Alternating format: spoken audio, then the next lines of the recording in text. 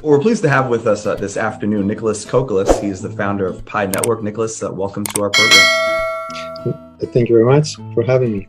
I'd like to begin with, kind of your thought as to what is it about Pi Network, if you had to explain it to a novice, that makes it unique and advantageous for crypto investors, crypto miners.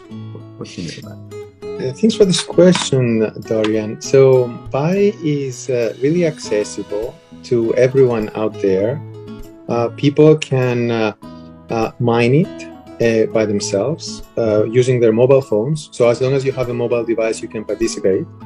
And then once you have mined it, and eventually, especially when we migrate everyone to the mainnet, which we can talk about it later, then you can use that currency to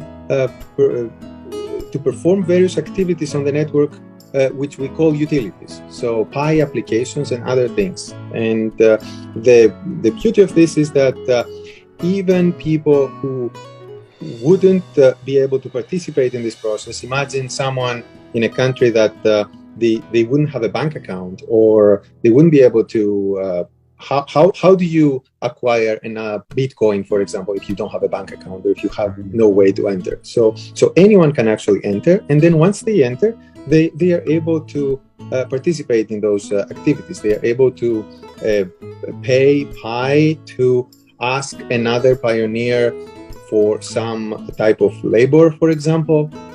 You can buy goods and services, or you can even get paid for services that you provide for others. Great, and that's nice insight that you give us there on how it works. So, what does it mean for the future of mining and crypto mining to have the ability to do this right in the palm of your hands? We think about the stories that are out there in these data centers that are just using so much electricity and energy, and it's so heavy. But you guys really revolutionized how people can mine. What does that mean now for the future of mining? Yeah, I think this is the way to go, because if you think about it, Bitcoin proved to the world that it is possible to have digital currency, and it works. So the first time that it was implemented, it had to be with the way it was to be succeeded. So to succeed, it needed to have servers, it needed to be what it is. No matter how we started, now the world operates mobile. We are living in 2000, it's not 2009 anymore, it's 2022, and we're going to the future. So more and more people have exclusively mobile phones, and they don't have computers, or they're using their iPads and their mobile devices rather than. So if you were by saying that you have to exclude all those people from the process, then you're already making something very restrictive. So I think that it is the future, and I believe that even all blockchains are thinking towards that direction. Great. Have you raised funding, and how do you guys make money?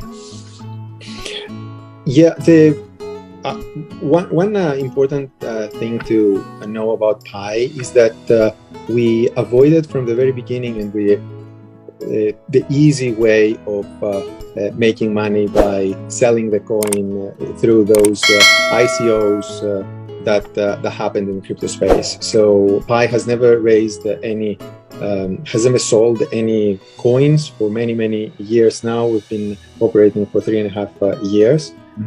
And this is an important aspect. We actually feel this is more natural, because usually for companies, they may be operating and creating utility and creating their business for several years before they can go on an IPO, and then all of a sudden having this unnatural early influx of cash can create unnatural results as well, with what we have seen in happening with other news lately that have been communicated. And in terms of Pi, we bootstrapped as much as we could, and eventually raised some money as part of a traditional Silicon Valley startup from private investors. Got you. So where do you want to take the company? What's ahead on the road of development, and what users can see in terms of the experience in the next year to 18 months, let's say? Well, the goal is to have a very useful, widely accessible cryptocurrency that can allow a lot of people to be able to take advantage of the new utilities of blockchain. And by that, I mean there is a lot of innovation that happens with smart money. So once money can have, some people call it smart contracts. There's multiple ways to think about it, but it's the first time in the world where you can have things like micro escrows or micro payments or other things that essentially creating a new era of possibilities in the world. So Pi is combining those facilities along with a large network of people participating to create something useful for the world. Specifically, that's for the longer term, as you said, a year and a half and beyond. In the meantime, from now until then, what's important is that we are currently in the process of completing KYC for the members of the network. So Pi is going to have millions of people who are crypto ready and KYC, and real people, real accounts on it. So we are currently in the process of doing this, and the goal is that once we have a large number of people who have initially KYC'd, to migrate their balances into their mainnet so that they can start exploring and using the currency.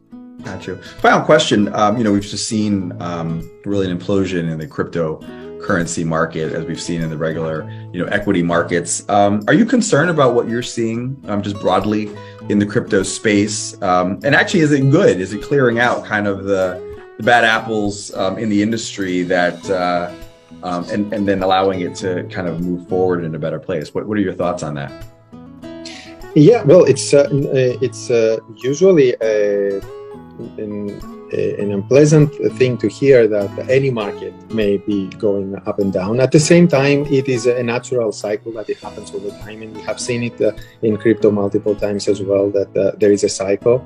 I also agree with the second part of your question, that you mentioned that this helps possibly clear out some activities that are maybe happening with the wrong incentives. So things that are more less of pointing towards something useful, but more leading the world towards, let's say, games, financial games that they can trick people. That clears out the landscape. But overall, for Pi, as I mentioned earlier, we never sold Pi to any person. So there's no one who can be sad that the down cycle is here right now, because no one bought it at a higher price and now it's a lower price because no one could buy it to begin with. So essentially, to the Pi network, the way that the currency is used hasn't really been affected by the external market at all. Because I can give you an example. Right now, people are spending 1 Pi to request to be KYC'd by the network. This 1 Pi, and everybody is paying 1 Pi. This 1 Pi is pooled and then distributed to some human validators, other people in the network who are helping complete the validation. So there's a pool of Pi that is then being paid out to the validators. So within the Pi network, before the crash, people were paying 1 Pi. During the crash, they were still paying 1 Pi, and after the crash, they're still paying 1 Pi, and they're getting paid the same amount that the validators they would. So there was completely no effect at the moment. So now in the future, of course, we all live in a connected world, right? And we don't necessarily, it's not necessarily always going to be living in a vacuum, but that's the current situation. So what's a Pi worth? I'm curious. So Pi is worth what pioneers make it worth. So in this specific case, that I described, you need to spend 1 Pi to get yourself KYC'd, and that 1 Pi is distributed back to validators, depending on how many validators are needed for each validation. Great. Well, Nicholas Kokalis, we're grateful to have you with us today. Thank you so much for your time. Thank you. All right.